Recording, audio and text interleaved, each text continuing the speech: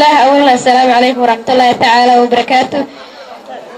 waxaan ku salaamay salaamta islaamka mid ugu qaalisan oo assalaamu calaykum waraxmatullaahi tacaala wabarakaatuh. dhammaan marti sharafka ka soo qaybgalaasha qeybaha kala duwan ee bulshada aad ayaan ugu faraxsanahay inaan soo istaago hortiina oo idinla wadaaga farxadeyda. anigoo magacaygu yahay Maryama Daar Cabdulle oo kamid ah ardayda ka qalin jabinaysa training health course oo midwifery and nursing. waxaan rabaa maanta inaan halkaan ka soo jeediyo topiga ama mowduuc ku saabsan xanaanada cunuga iyo koriinadiisa. maadaama ilmuhu ay kamid yihiin waxa ugu baahan macnaha ugu daran oo ugu baahan in la xanaaneeyo ama xanaanada saadka u baahan. hooyada marka ay dhasho cunug caafimaad qaba oo bilo dhameystay hooyada waxa ku soo food leh shaqooyin waaweyn oo looga baahan yahay inay qabato cunugeeda ay macnaha ay bilowdo dadaalkii looga baahnaa ahaa inay cunugeeda ay koriso soo u noqdo cunug caafimaad qaba maskax ahaan iyo jir ahaanba. inay siiso hooyada cunugeeda naaska cunto raaxo iyo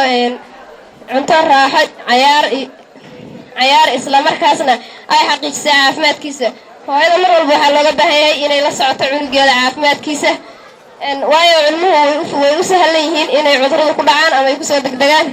marka hooyada waxaa looga baahan yahay cunugeeda inay mar walba la socoto caafimaadkiisa iyadoo isla markaasna hooyada qaadanayso cunto qaadasho habboon iyo nasiino. haddii hooyada aysan qaadanin cunto fiican oo iyada ku filanin macnaha inaaf cunto oo ku filan aysan qaadanin oo aysan nasinin yacni hooyada ma u suurtagelayso cunugeeda inay siiso caano ku filan.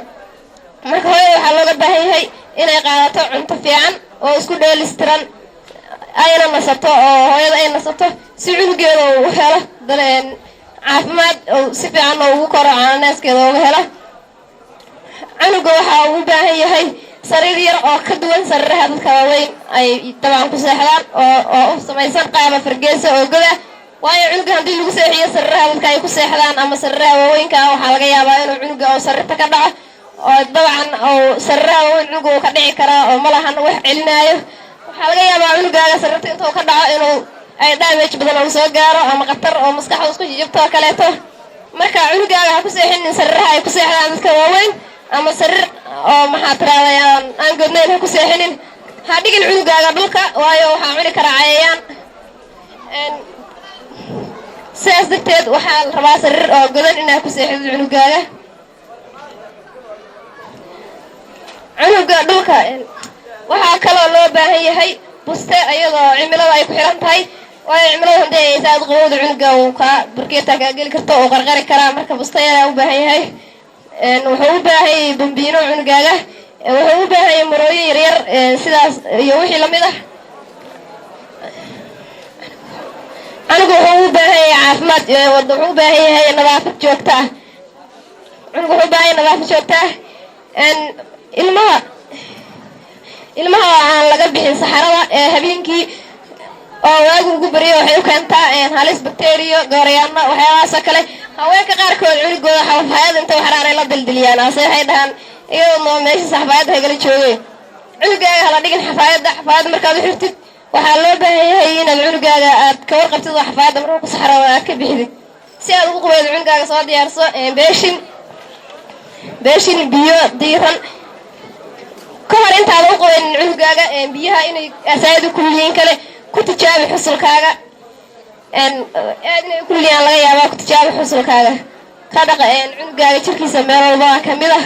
oohinta cunuga waxyaabaha u keena waxaa kamid ah hadduu qoyaan gaaro ama wasaq leeyahay cunuga hadduu maqlo shanqar sare oo cabsi ah haddii loo xambaaro si aan sax ahayn haddii loo xambaaro si aan sax ahayn markuu keli noqdo cunuga hooyadiisa ay ka mashqusho hadduu aad u kululaado haddii cayayaan qaniino kaleeto haddii yacni cunuga oo dabayl badan ay ku dhacdo kaleeto aad ayuu u ooyayaa. haddii goorayaan iyo caloosha ay ugu dhashaan wax bacteria cunuga waxaa laga yaabaa inuu ooyintiisa badato haddii uu u baahdo in booska laga bedelo kaleeto. quudinta canuga caanaha naaska waa cunnada ugu wanaagsan ee la siiyo cunuga inta uu yar yahay. cunuga inta uu yar yahay waa caanaha ugu wanaagsan ee la siiyo cunugaaga hadhihi masaasadiyo waxaas ha kula wareegin 6 bilood intuu ka gaarayo waxaa ku filan caanaha naaska inta sayaan kusoo gabagabeynaya khudbadeeda assalaamu calaykum waraxmatullaahi tacaala wabarakaatu